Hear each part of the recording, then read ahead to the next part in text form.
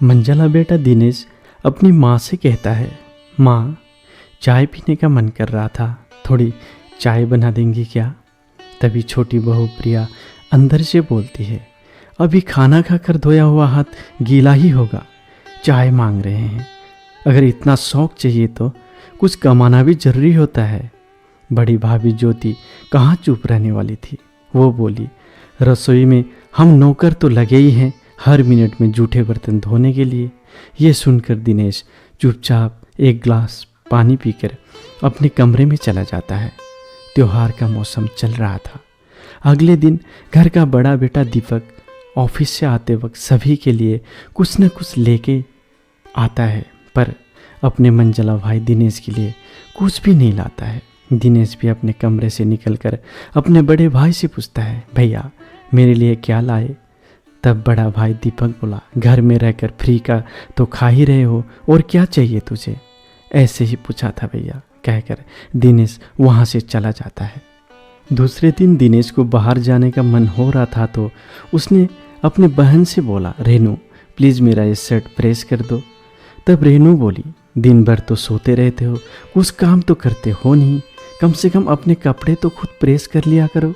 दरअसल यह एक परिवार की कहानी है, जिस परिवार में अपने माँ और बाबूजी के साथ 3 बेटे और 1 बेटी रहते थे। माँ बाबूजी उन चारों संतान से बेहद प्यार करते थे। बड़ा बेटा दीपक और छोटा बेटा रंजित पढ़ने में बहुत तेज थे, मगर मंजला बेटा दिनेश से थोड़ा परेशान थे। बड़ा बेटा दीपक पढ़ लिख कर डॉक्टर बन गया और छोटा बेटा रंजित इंजीनियर। मगर मंजला बेटा पढ़ाई में बिल्कुल कमज़ोर था, इसलिए वो आवारा और गंवार बन के रह गया था। वो कुछ कमाता नहीं था तो सबकी नज़र में वो निकम्मा बन गया था। हर बातों पर उसे ताने सुनना पड़ता था, पर माँ बाबूजी के कहने पर वो आजकल मजदूरी करने लगा था। बड़ा बेटा और छोटा बेटा दोनों की शादी हो गई। 2 भाई अच्छे नौकरी में थे तो बहन रेनू का भी अच्छे घराने में शादी हो गई। अब मंजले बेटे के लिए कोई लड़की नहीं मिल रही थी। उसके लिए माँ बाबूजी दोनों परेशान थे। बहन रेनू जब भी मायके आती तो सबसे पहले बड़े भाई और छोटे भाई भाभीयों से मिलती थी। मंजले भाई से कम ही मिलती थी, क्योंकि वो कुछ दे नहीं सकता था। वैसे भी आजकल वो दिन भर मजदूरी करने चला जाता था और थके हारे रात को जल्दी सो जाता था। पढ़ नहीं सका, इसलिए उसे नौकरी के साथ साथ लड़की मिलना भी मुश्किल हो गया। मंजले बेटा दिनेश की शादी किए बिना ही बाबूजी गुजर गए। माँ ने सोचा कहीं अब बंटवारे की बात ना निकले, इसलिए अपने ही गांव की सीधी सादी पार्वती नाम की लड़की से दिनेश की शादी करवा दी।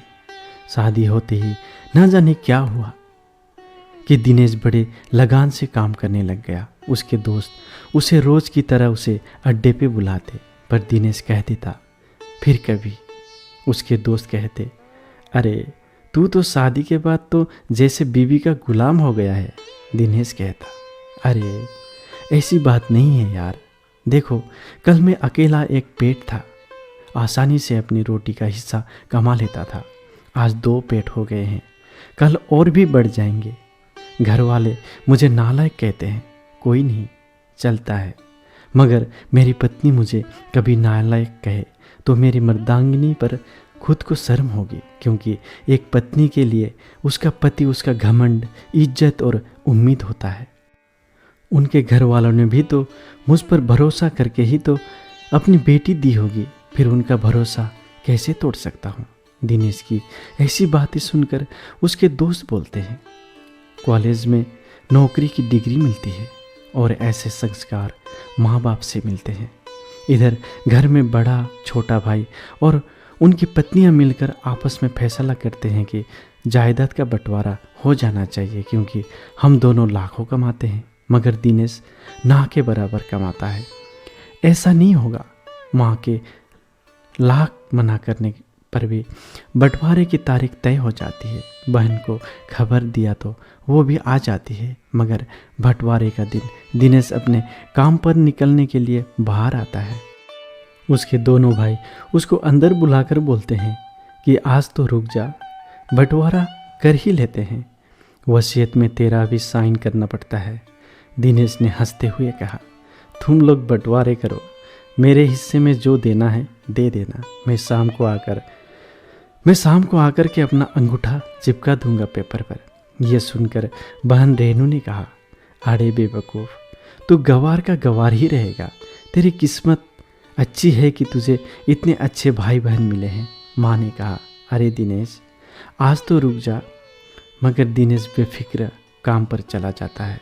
बंटवारे में कुल 10 बीघा ज़मीन में से दोनों बड़े और छोटे भाई 5-5 बीघा रख लेते हैं और मंजले को पुश्तैनी घर छोड़ देते हैं। शाम को दिनेश घर वापस आकर अचानक ज़ोर से चिल्लाता है, अरे फिर हमारी छोटकी रेनू का हिस्सा कौन सा है? दोनों भाई हंसकर बोलते हैं, अरे मूर्ख, बंटवारा भाइयों में होता है और बहनों के हिस्से में तो सिर्फ उसका मायका ही होता है। दिनेश ने कहा, ओह, शायद पढ़ा लिखा ना होना भी मूर्खता ही है। ठीक है, आप दोनों ऐसा करो, मेरे हिस्से की वसीयत मेरी बहन रेनू के नाम कर दो। दोनों भाई चकित होकर बोलते हैं। और तू? दिनेश माँ की तरफ देखकर मुस्कुराकर बोला, मेरे हिस्से में मेरी माँ है ना, इतना काफ़ी है। वो फिर अपनी बीवी की ओर देखकर मुस्कुराकर बोलता है, क्यों पार्वती जी, क्या मैंने गलत कहा? बहू पार्वती अपने सास से लिपट कर कहती है, इससे बड़ी वसीयत क्या हो सकती है मेरे लिए कि मुझे माँ जैसी सास मिली है और एक बाप जैसे ख्याल रखने वाले पति। बस यही शब्द थे जिसने बंटवारे को सन्नाटे में बदल दिया। बहन रेनू रोती हुई दौड़कर अपने गंवार भाई दिनेश से गले लगाकर कहती है, मुझे माफ़ कर दो भैया, क्योंकि आज तक मैं समझ ही नहीं पाई आपको।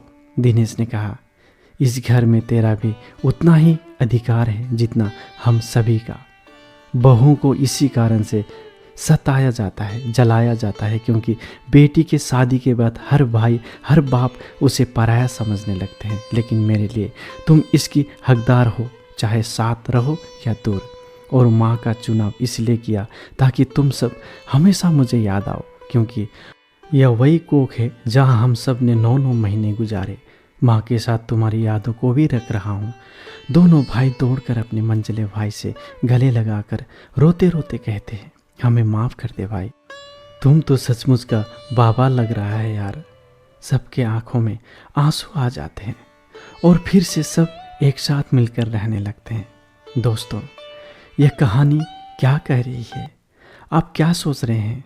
कमेंट करके ज़रूर बताइएगा। और अच्छी लगी तो वीडियो को लाइक, शेयर और चैनल को सब्सक्राइब ज़रूर करिएगा। धन्यवाद।